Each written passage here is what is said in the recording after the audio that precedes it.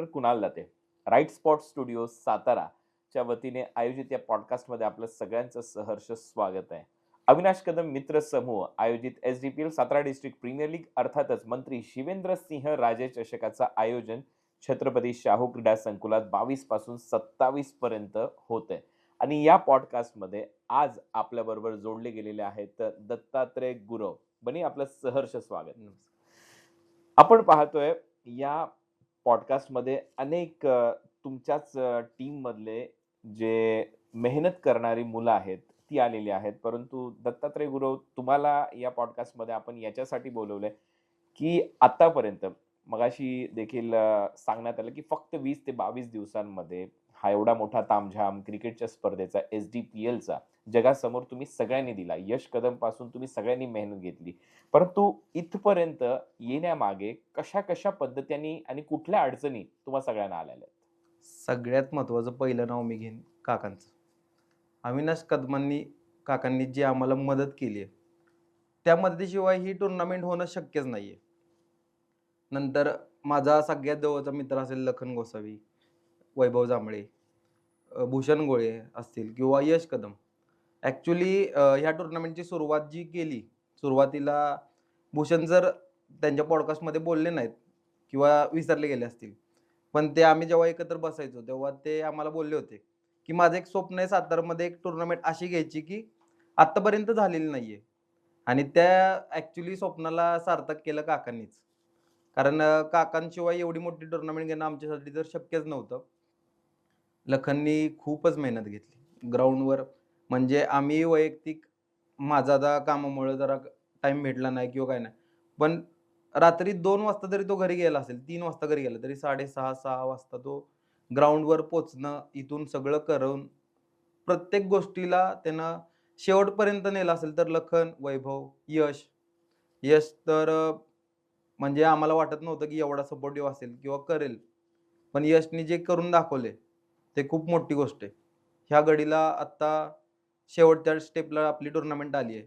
पण अजूनसुद्धा आता इथून पुढचे दिवस आहेत ना, आमच्यासाठी 10-12 दिवस खूप अवघड जाणार आहेत. कारण टुर्नामेंट झाल्यानंतर माणसं म्हणतात ना, की करमणार नाही आता.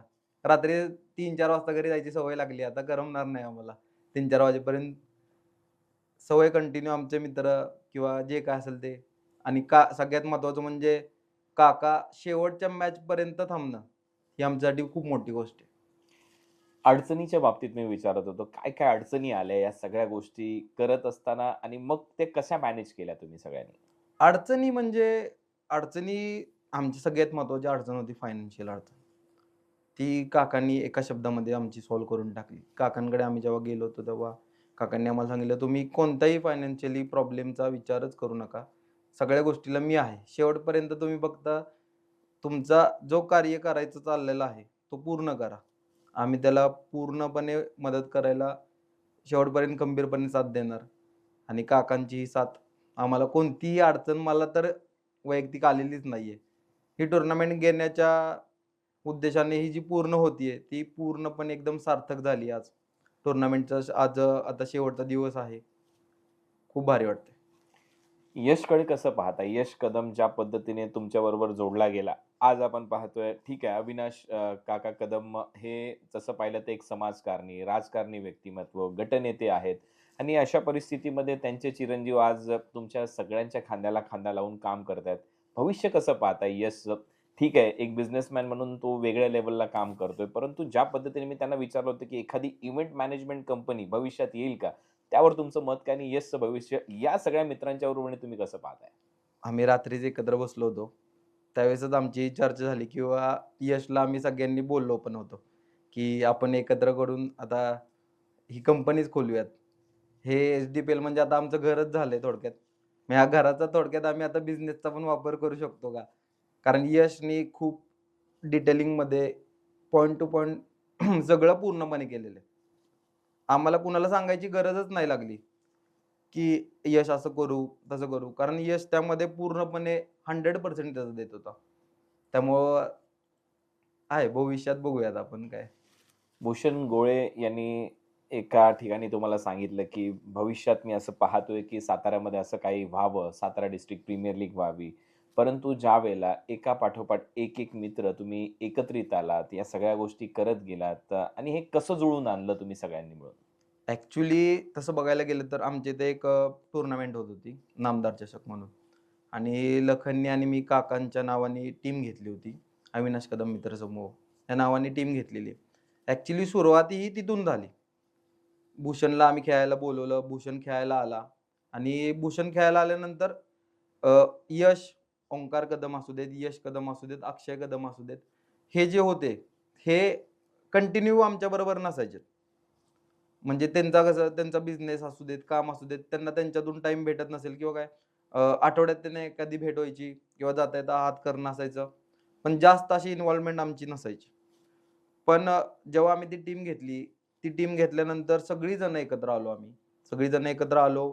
मग बैठक तर होणारच. बैठक झाली की मग तिथं भूषण गोळे सर म्हणलेच, की "बाबा अशी-अशी टुर्नामेंटचं आपल्याला सगळं करायचंय." मग आम्हाला तर सगळ्यात मोठा हात काकांचाच होता. मग काकांना जो आम्ही शब्द टाकला, काकांनी त्याला कधीच नकार नाही दिला. म्हणजे असं नाही की एच-डी-पी-एलसाठीच. आत्तापर्यंत कोणतंही काम घेऊन काकांकडे गेलोय आणि ते झालं नाही, असं कधीच झालेलं नाहीये. म्हणजे आम्ही तर काकांच्या एकदम लहानपणापासून आम्ही काकांना बघणारी माणसं आहे. त्यामुळे आम्हाला काकांनी कधीच कोणत्या गोष्टीला नकार दिलेला नाहीये. मगाशीच अविनाश कदम यांच्याशी मी बोललो. रस्त्यावर दूध विकणारा माणूस ते आज भारतीय जनता पार्टीचे गटनेते गेले 30-35 वर्ष या परिसरामध्ये सामाजिक काम ते करतायत. नगरसेवक या पदावर विराजमान आहेत. उपनगराध्यक्ष राहिलेले आहेत. परंतु हा जो माणूस आहे, या माणसाकडे तुम्ही ज्यावेळेला हे सगळे कन्सेप्ट घेऊन जाता आणि आत्तापर्यंत एवढ्या वर्षाचा तुमचा त्यांच्याबरोबरचा जो काही आतापर्यंतचा परिचय राहिलाय, या व्यक्तिमत्त्वाबद्दल जर तुम्हाला बोलायचं असेल या पॉडकास्टमध्ये, तर तुम्ही अशा कुठल्या आठवणी सांगाल, त्यांच्याकडून इन्स्पायर होऊन या सगळ्या गोष्टी तुम्ही केल्यात? आठवणी तर खूप साऱ्या आहेत. पण आता आमचा जो प्रभाग आहे, प्रभागामध्ये कामं असू देत किंवा साधा कोणाचा जरी घरातला कार्यक्रम असेल, तरी काकांनी आत्तापर्यंत जेवढी अवेलेबिलिटी दाखवली आहे, म्हणजे तिथं येणं, जे काय असेल ते घरातल्यासारखं काका सगळं करतात. आणि आम्ही सुद्धा काकांकडे आत्तापर्यंत कधीही गेलोय. म्हणजे रात्री 12 वाजता जरी फोन केलेला असेल, मी पोलीस भरतीचं प्रॅक्टिस करत होतो आणि मी पोलीस भरतीला उतरलो पण होतो. आणि मला जेव्हा कळालं, की त्याच्यावर ट्रू कॉपी करावी लागते, शिक्का लागतो. आणि सगळ्यात पहिल्यांदा माझ्यासमोर आलं, की काकांचा ते ट्रू कॉपीचा शिक्का किंवा हे रात्री मला त्यांनी 2020 साली रात्री 2 वाजता त्यांनी मला ती ट्रू कॉपी करून दिली आहे. म्हणजे या छोट्या-छोट्या गोष्टी आहेत, या काही मोठ्या नसतील. पण त्या माझ्यासाठी आमच्यासाठी खूप मोठ्या आहेत, की काकांनी प्रत्येक गोष्टीला आत्तापर्यंत प्रत्येक ठिकाणी अवेलेबल असणं किंवा छोट्या-छोट्या गोष्टींमध्ये पण ते खूप सहकार्य करतात. त्यामुळे आम्हाला कुणाची दुसऱ्याची गरजच नाही लागत. म्हणजे आमच्या पाठीमागे जर काका असतील, तर ही जी आम्ही टुर्नामेंट आहे, ती एवढ्या मोठ्या लेव्हलला घेऊन जाऊ, की म्हणजे सातारा प्रीमियर लीग ही जी डिस्ट्रिक्ट प्रीमियर लीग जी आहे, ती खूप मोठी होईल. आम्हाला जर काकांनी अशीच साथ दिली, तर या पुढच्या 5 वर्षामध्ये आम्ही ही लीग खूप मोठ्या स्तरावर घेऊन जाऊ. याच गोष्टीचा मी विचारणार होतो तुम्हाला, की भविष्य 5 वर्षानंतर एस-डी-पी-एलचं तुम्ही कसं पाहता? आणि विशेष म्हणजे ज्या पद्धतीने प्रेक्षकांनी प्रतिसाद दिलाय. आज Instagramवर जर तुम्ही जाल तर अल्मोस्ट 82 लाख व त्यापेक्षा जास्त जे व्ह्यूअर्स आहेत, ते Instagramच्या माध्यमातून आपल्याबरोबर जोडले आहेत. दररोज 2 लाख जवळपास 2 ते 2.5 लाख प्रेक्षक YouTubeच्या माध्यमातून 70-70 स्पोर्ट्सवर पाहत आहे. मग भविष्य व्ह्यूअरशिपच्या बाबतीत आणि त्यातल्या त्यात जो क्रेझ सातारा डिस्ट्रिक्ट प्रीमियर लीगने पहिल्याच पर्वामध्ये निर्माण केलाय, हे कसं पाहताय? ॲक्चुअली आता पहिलंच वर्ष आहे आणि पहिल्या वर्षामध्ये आपल्याला एवढा प्रतिसाद भेटेल हे वाटलं पण नव्हतं, की एवढा मोठा खर्च किंवा सगळं जे काय असेल मॅनेजमेंट करणं. कारण आम्ही ॲक्चुअली 8च जण आहे. म्हणजे आपल्या ग्रुपमध्ये बऱ्यापैकी 8च जण आहे, जे की सगळीकडं काम करत होतो. पण ही टुर्नामेंट एवढी मोठी होईल आपल्याला पहिल्या वर्षी वाटत नव्हतं. पण आता आमचा विचार एवढ्या मोठ्या लेव्हलला गेलाय, की पुढच्या वर्षी काय करायचं? त्याच्या पुढच्या वर्षी काय करायचं? हे आम्ही आत्तापासूनच विचार करायला लागलोय. त्यामुळं 5 वर्षामध्ये खूप मोठ्या लेव्हलला ही टुर्नामेंट जाणार. हा या पॉडकास्टमध्ये माझा शब्द आहे, की जर काकांनी आम्हाला साथ देणारच. हे 100% आम्हाला माहिती आहे, की काकांकडे आम्ही गेलोय.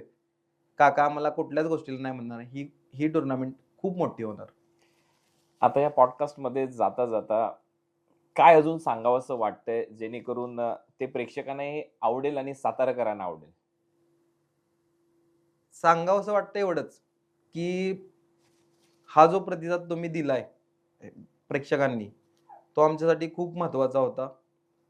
त्याने आम्ही इन्स्पायर झालोय खूप, की एकतर सातारमध्ये क्रिकेट संपत चाललं होतं.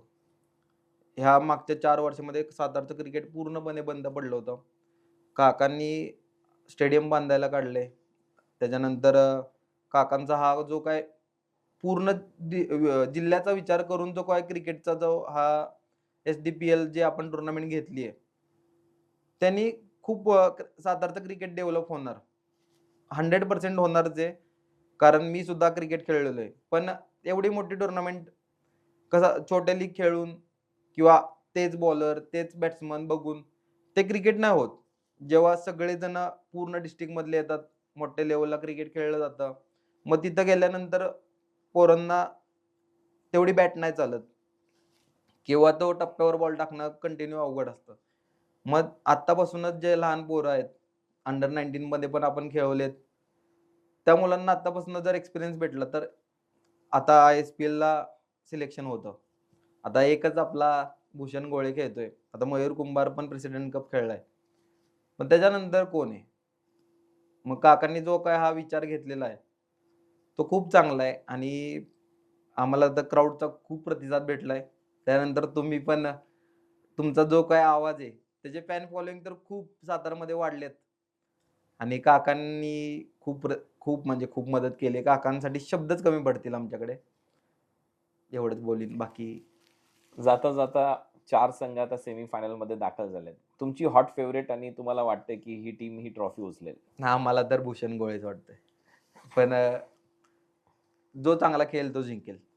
चला, भगवती योद्धाजला यांनी शुभेच्छा दिल्यात. परंतु राईट स्पॉट स्टुडिओ सातारा आयोजित या पॉडकास्टमध्ये नक्कीच आपल्याबरोबर आज दत्तात्रय गुरव म्हणजे सगळ्यांचा लाडका बन्नी इथे जोडला होता. त्याचेही मनःपूर्वक आभार. धन्यवाद.